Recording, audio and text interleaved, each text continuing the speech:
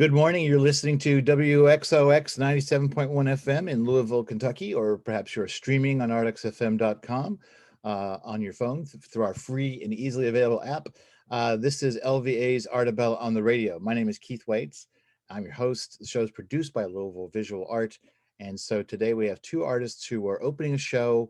Actually, when we air, it will have been open a few days at Pyro Gallery called Reconfiguration. A show featuring the work of Bette Levy and Kathleen Loomis. It is open now and runs through May 30th. The gallery is open Friday and Saturday from 12 to 6 p.m. and Sunday from 1 p.m. to 4 p.m. and by appointment. And it's located at 1006 East Washington Street in Louisville. So let me tell you who these two people are, a little bit about them. These are part. I'm going to read you parts of their statement by way of the introductions to part of the statements that they have on the website that'll start to tell you a little bit about the show too, I think. Bette Levy views the creation of her art as a continuum where every work is influenced and enhanced by previous artwork. With each successive piece of art, she is incorporating gained knowledge and capabilities. She also believes her understanding of her artwork only becomes clear after the work is completed. Levy has no preconceived interpretation of meaning of her work other than its form, and this often changes over time as a result of life experience and perceptions. Kathleen Loomis thinks of reconfiguration slightly differently than Bette does. For her, it's the finding of old things and giving them new life in art. She is a world-class pack rat, acquiring stuff from the street when she walks, checking out other people's junk on trash pickup day, accepting discards from friends, even tearing apart old books that she knows nobody will ever want to read. Loomis likes to reassemble these disparate things and see what happens when they get into small groups and start to talk to one another. So Bette and Kathy, thank you for being here. Thank you for having us. So let's start with this word reconfiguration and your different interpretations of it. So since we'll go in the order in which I read them. So Bette, you talk about continuum and gained knowledge and capabilities. First off, how did you come to this word as the name for this show? Whose idea was it? It was my idea. Okay. I think that with staying home for such an extended period of time because of COVID, it gave me an opportunity to look at some of the work that I had completed in past times and to think about what it meant when I originally did it and what it meant over time. And I came to the thought of the fact that I had learned things from the time that the piece was completed to the current day. And so I just started manipulating pieces and seeing what new forms they could take. And I found that very exciting. Well, and then, so Kathleen, were you immediately receptive to that idea of that word, or did you feel like it was? This is interesting because I was supposed to have a solo show at Pyro last July, and that was, of course, shortly after COVID hit the fan, and Pyro decided that we were not in a position to be open at all. And I think from April through, September last summer, we were not open at all. We had nothing on the walls, and so my show got disappeared. And I was feeling sorry for myself for missing this opportunity. And then Bette asked me if I would like to share her show, which was already on the calendar for May of 2021. And I said, yes, I would. And so I was kind of in a sense, the invited guest to this show. And Bette said to me, well, now, my theme and name for this show, she plans ahead a lot more than I do. So months ahead, she knew what the show was going to be. And she said, the name of this show is going to be Reconfiguration. Can you live with that? And I said, everything I do is reconfiguration because I work from stuff that had a previous life, and then I give it a second life, or in some cases, a third life. As you read from my artist statement, I acquire stuff from all over, and then it sits around and I wait for it to tell me who it wants to play with next.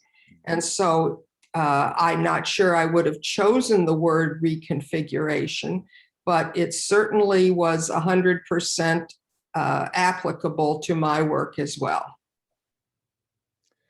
Well, and I think that idea of using discarded materials is quite common in the visual art world. I'm fond of saying, and I've said it on the show before, artists were the first recyclers. Long before it was fashionable and became a whole thing. Artists always saw value in cast off material, leftover, surplus material, or however you come to have it. I think artists have always seen that, and I know, Betty, you've worked with old things in your work before that have a history. Tools, and a good half of the show Yeah. is of using old farm tools or other tools for which I have absolutely no name. I mean, there are some things that are completely unidentifiable to me, at any rate. Well, they may have been sort of lost to history or replaced by other kinds of tools, I guess. But so let's talk a little bit more specifically about the work, because thinking about your past work, Betty, that when you say in your statement that you have no preconceived interpretation or meaning for the work other than its form. When I look at the images, I have not had a chance to see this work in the gallery. I think we're just finishing the installation earlier today, right? Trying to, yes. Which was, I'm sure, a stressful day. Even though you're so close to the end, that's sometimes the most stressful part.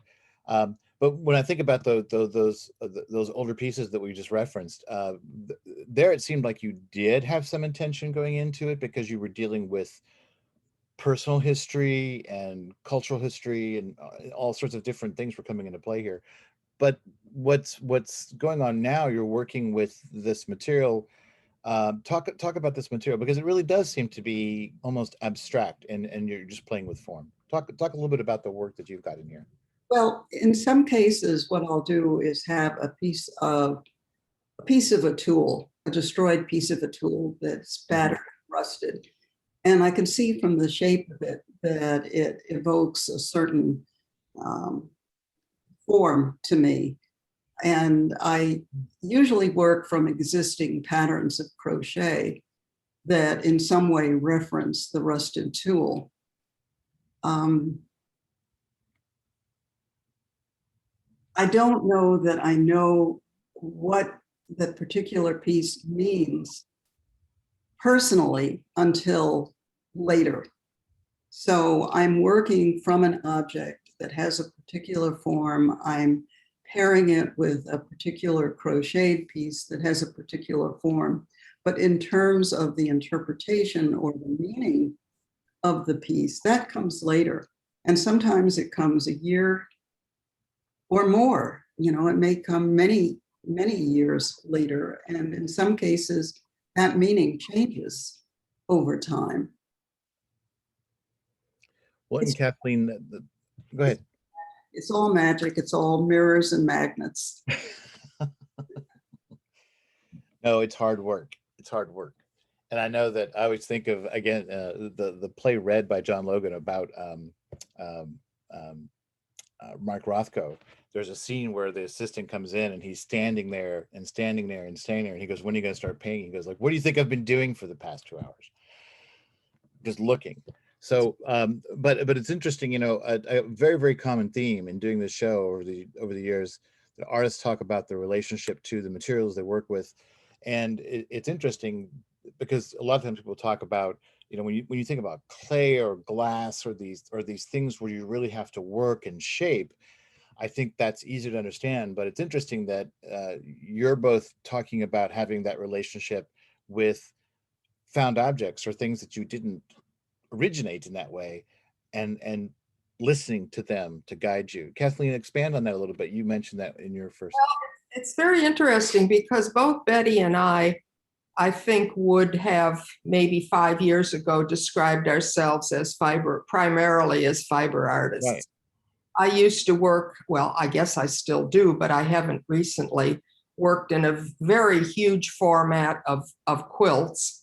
And Betty used to work in, maybe she still does, but not recently, in very intricate, beautiful, complex hand embroidery stitching.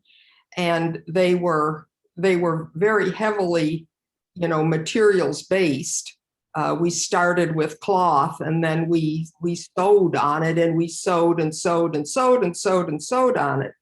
And it's almost as if we both kind of needed a vacation from the materials. And I like to have stuff sitting around. I make a good try of sorting my junk into boxes and labeling them. Here are computer keys, and here are rusty washers, and here are circuit boards and stuff. But really, most of my good work comes because the stuff didn't get put away yet, and it's out on my work table, and I'm starting to make something, and I need something to go in the corner here, and what will I put on? And I usually start by just kind of wandering around the studio and see what calls out to me. And something will say, hey, me, I want to be in this piece of art. And it's amazing how many times that works.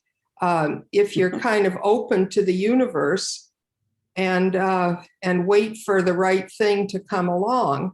As Betty said, it's magic. It's kind of nice after all those years of being more plan ahead, more devoted to choice in advance. This is what I'm going to work with. I'm going to work with fabric. You have to go and get some fabric, and which of your millions of pieces of fabric are you going to go get? And it works differently now that I'm working in this mixed media, to use a fancy artist term. Well, so when those things call out to you, do they ever betray you? Do you ever start a piece and go, all of a sudden step back and say, that doesn't work? Oh, What are you absolutely. talking about? All the time. Never for me. Never? Never happens. Sure. One thing that you might be interested in, Keith, is that this show is not just the crochet work. I'm also continuing to work with gut. I'm continuing to work with spun paper. I'm continuing, well, actually not continuing, starting to work with what I call finger knitting with wire.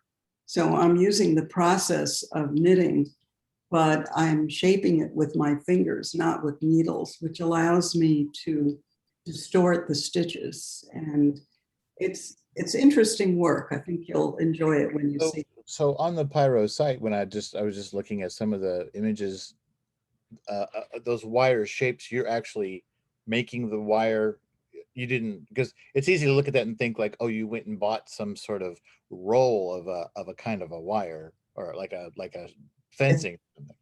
Yes, I did. Wow. No, but it was just a roll of plain wire. It wasn't a roll of made together wire like Yeah, chain. that's what I'm understanding. Yeah, it's some of it's annealed steel and some of it is a much thinner wire, and you just have to come to the gallery and see it. That sounds painful. Is it hard to work with? Annealed steel is extremely painful to work with. The other wire, which is a much thinner, a much finer gauge, which is usually used for jewelry, is much easier on the fingers and much more fun to work with, much more pliable. Well, I can't help but think of our friend Ann Sturt Anderson, who had to give up the working with the mosaic pieces because there's kind of a history of artists as they get older moving to different kinds of materials. Right. for because they have arthritis, or just because they don't want to mess with all the things that are hard and painful. And here you are. I mean, you're later in your artistic life, and you're taking on the Very, most painful material it seems like that you may have ever worked with. Is that true that it is? yeah, I have significant arthritis in my thumbs, and the annealed steel is quite unforgiving, but the finer wire is very malleable and very comfortable to work with. Were you ever sitting there and your thumbs hurt and you think, why am I doing this? Every day. Absolutely. But that's one of the reasons I don't do the embroidery anymore, because it requires sitting in one position for 6 or 8 hours a day, Mm. you know, manipulating a needle and thread obsessively over that length of time. And it's just very, very difficult and very painful. Well, does working with the annealed steel mean you have to get up and move a little bit more, so that in a way you're more active? Yeah, Because you're not doing that fine thing. You have to, okay. So there's the benefit. that's right. So, so Kathleen, as you mentioned before, and again, when I look back through your work too, you sort of get into all sorts of different kinds of things. Do you, like to the extent that there's almost like a sort of a group of work that maybe seems to follow one direction or one thread, then another group of work? And I don't know if you spend time, is that, am I right in saying that? You know, I used to work exclusively in making very large quilts. mhm. And I think at that time, it would be fair to say that I had a pretty consistent meaning to my work. It was all political.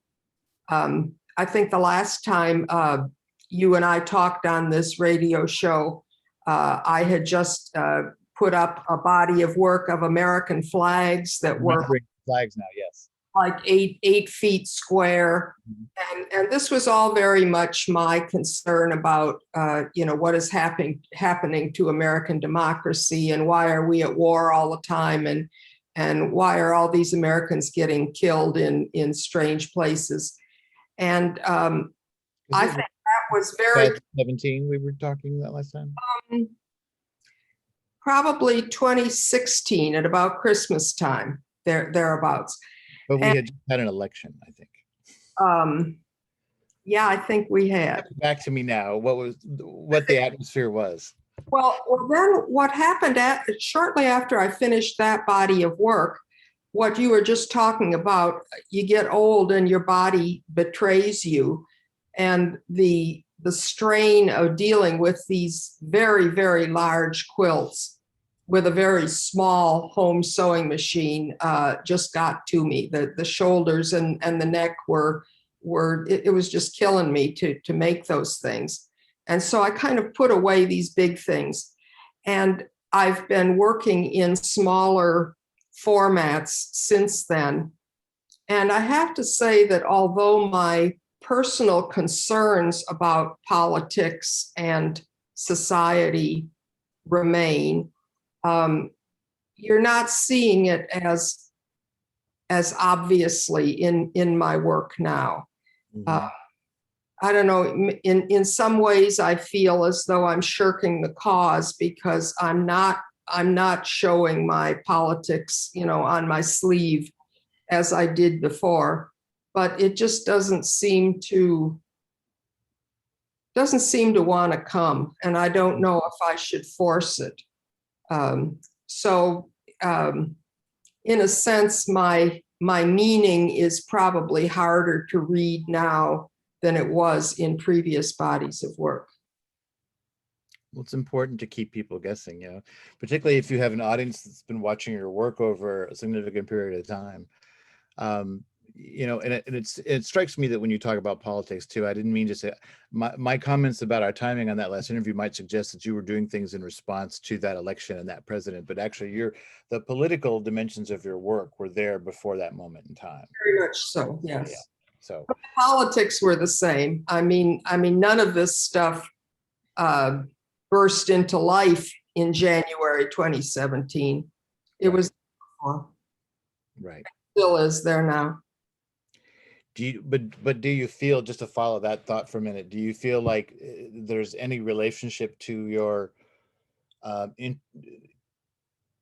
to political themes in your work sort of subsiding to maybe some changes in society, or is it, or do you feel like maybe you were kind of fatigued yourself as an artist with working with those ideas? Still there. I'm just as concerned. I'm just as mad as I ever was. But I just haven't figured out, it hasn't showed up in the work as much as it did before. I can't tell you why. Okay. And that's like, you don't, and I don't think that artists need to always, you know, as Betty is talking about, like sometimes she doesn't really know everything about the meaning of her work until maybe a year or two later. I don't think you have to, I think the only thing an artist has to be concerned with is if you don't work. As long as you're working and as long as you feel that energy and that flow and that, then who's to say, who's to question that? Betty, so when you, since we're talking about politics, I can't think of overt politics in your work. Is that ever, do you, it seems like every artist must have a relationship to politics, even if that relationship to politics is, my work will not be about that. My work will not express that. And you may be very politically involved and as a good citizen and all those kinds of things, but what your artwork is a different choice. Have you ever felt the pulled in the direction of doing something that's more political? I think some social strains have been there. My work is extremely political. It's just very, very subtle. So it's not, okay. I get my politics out in other ways, Right. not necessarily through my art. Well, and of course, then again, when we talk about the word political, just like talking about reconfiguration, and again, it's a common theme on the show that we talk about language, because we're always struggling with how to use language to talk about visual art. And I'll take this opportunity to say, as I will say in every show, is don't just go to Bette Levy's website. Don't just go to Kathleen Loomis's website, and don't just go to Pyro's website. By all means, go there, but you must go and see the work in person. There's nothing that replaces that. And the online presences are ways to whet your appetite and help you find your way to things, but you must go to spaces. And we're obviously, you know, things are getting easier and easier and opening up, but you know, I think in about the time period that Pyro opened, you know, I think was when going to a gallery was really one of the safer things. And I've said this over and over. It was one of the safer cultural things you could do, not receptions, but if you and somebody that you're living with and you know, your partner or whatever, you could go to a gallery masked, socially distant. As we know, you know, galleries are rarely so crowded except in the time of receptions. It's always for the last 6 or 8 months or so been the one cultural experience you can have that was almost like it was before the pandemic. So you've got to go to galleries and see art, and the museum and all that in person. I briefly give a little commercial. Pyro is now open. We have regular gallery hours, but we also have by private appointment anytime. And we know that there are people who may be immunocompromised, or for one reason or another, they're nervous about coming out in public, even in places that they don't think are going to have an awful lot of people. But just email us or call Pyro up, and Betty or I will be happy to meet you down at the gallery and give you a private tour anytime. We don't, you know, we don't believe that this pandemic is over yet.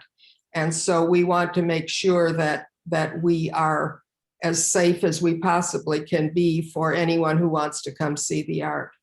Right. And the website is pyrogallery.com. Pyro, Pyro. If people don't know, I think everybody would know how to spell pyro. You never know.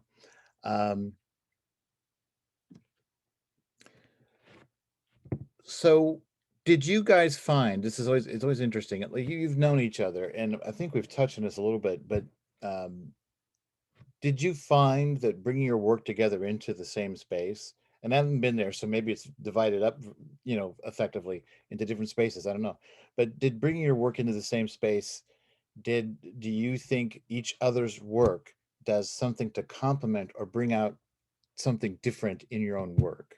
Betty, I ask you that first. That's an interesting question. I think it's a good marriage. I think that the work is very, very different. It complements, the work complements the other person's work, I think, very, very well. There was something that we were talking about a few minutes ago that I thought was extremely interesting. We were talking about how Kathy and I used to work and how we're working now. And it appears that what's happening with Kathy's work is that whereas she used to work very, very large scale and is now working in much, much smaller scale, my work, on the other hand, started out being fairly small and precious and is now moving in a much larger direction. I'm working very, very large scale. And I find that kind of an intriguing change in both of our works. Kathleen, I'll ask you the same. The way we've got it set up at Pyro is that if you've been to the gallery, we have basically 3 rooms for the show. And when you walk in the door, I have the entire front room. And there's all this teeny weeny stuff. I guess the biggest piece in that room might be 12 by 17, 11 by 17, something like that. And much of it is much smaller. There's a lot of 6 by 6 stuff. There's even some little 4 by 4 things. So you're very much standing up close and looking at things, I hope, in detail. And then you walk into the next room, and it's brighter and it's lighter because it's gray in the front room and it's white in the next 2 rooms. And you walk in, and immediately you're in a different world with Betty's stuff, which is very expansive, very ethereal. People are going to want to come up close and see how she did it, but mainly they're going to stand back and say, wow, that's really something. And so I think you have a totally different experience. It's almost like going into a restaurant, and first you have your little appetizer, and that's very nice. And then you go into the next room and you have your main course, and it's a totally different character of artwork. So I think it's a fun show. I think it's a good pairing.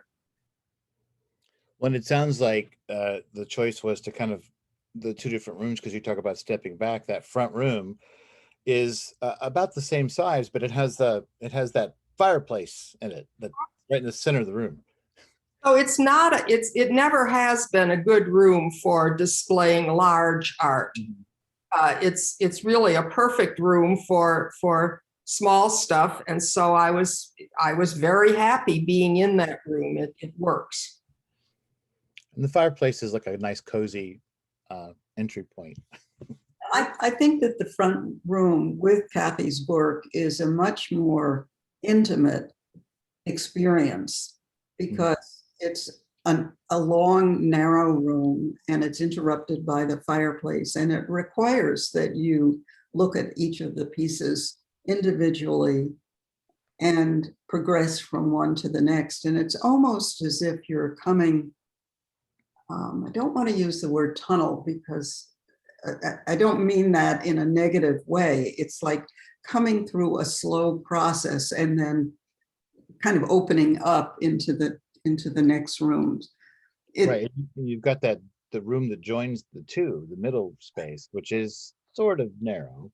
Yeah. So there's a transition, I think, from one gallery to the next to the next. Now I want to mention, I think, well, actually, so you guys, by the time this airs, you will have had this, but you're having a reception this weekend on is it May 2nd? Yes, we have a lovely backyard with lovely seating and lots of space. So people are going to be encouraged to come, look at the artwork, and then go out into the backyard and have some beverages with us and mingle as much as they feel it's safe to do. And indoors, we're having masks. I mean, we are still following all the CDC state of Kentucky guidelines. Right. Yeah, I find I, like most of us, struggle with allergies this time of year, and I'm actually kind of enjoying wearing that mask. It helps a little bit, so that even if because I'm vaccinated twice and 14 days passed, but there's still, it's still a tricky business. But that's what I was getting to. So this is this, correct me if I'm wrong, is this the first reception for Pyro? Because I think the first shows did not have receptions. I think there were maybe some online artist talks, and there were things that happened, but you haven't had a public reception yet. That's correct. That's We're sure hoping that the weather allows us to do this in style. We're also going to have a gallery talk on the 18th of May Okay, very good. 10 o'clock, and we're going to do that through Zoom. And we'll broadcast. Say that time again, because I think the sound dropped slightly there. Oh, okay. May 18th at 7 p.m. Okay. We'll have a Zoom talk, a gallery talk, and we will be publicizing the link to the Zoom. A few days in advance. Right. Sure. Now, will you be doing that from the gallery? Is that the idea? Or Yes, but you probably won't know the difference. We're not. We're not? Okay. Because we can't seem to get online from the gallery, so it'll be someplace else. Well, isn't Chip Norton your IT person? Yes. And Okay, yeah. we're going to do screen sharing so that people will be able to see. Well, that was my thought. I wondered if there was a way you were going to be able to do. And, We'll have pictures of a lot of the work. Mm-hmm. But the ideal thing would be to go visit the gallery before the talk. That would be perfect. Yes. So you'll have your own experience, your own frame of reference on the work.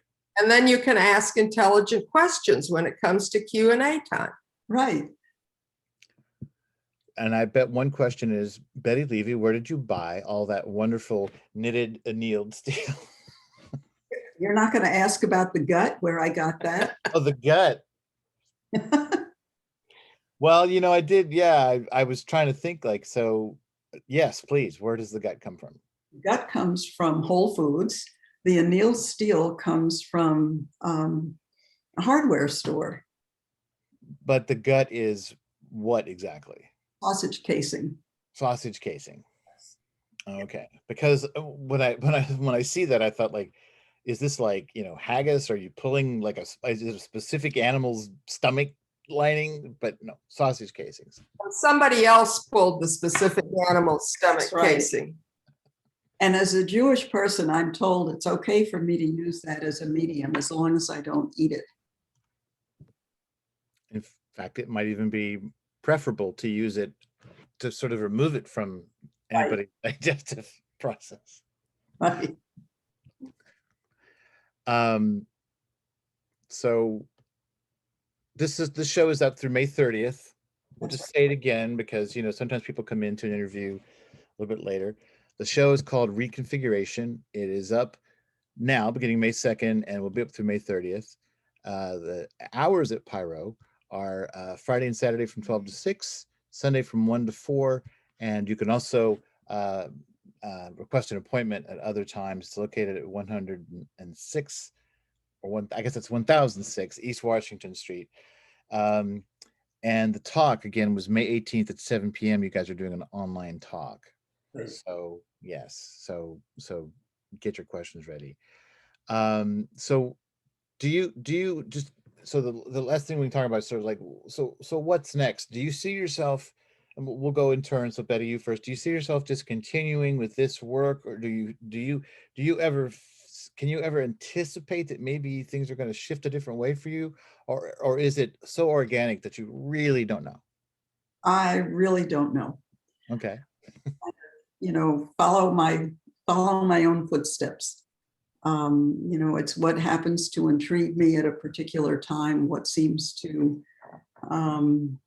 feel good physically, emotionally, psychologically. Do you think about your art? And I'm going to ask you the same thing, Kathleen, but just as a follow-up question. So Betty, do you think about your art? It sounds like it sounds like it's a healing process for you to make art, whether you're not, you have anything to heal from, but don't we all have things to heal from? But which is really interesting. Kathleen, what about you? How would you characterize? Well, I've got an awful lot of stuff laying around on my work table and in my studio that didn't make it into this show.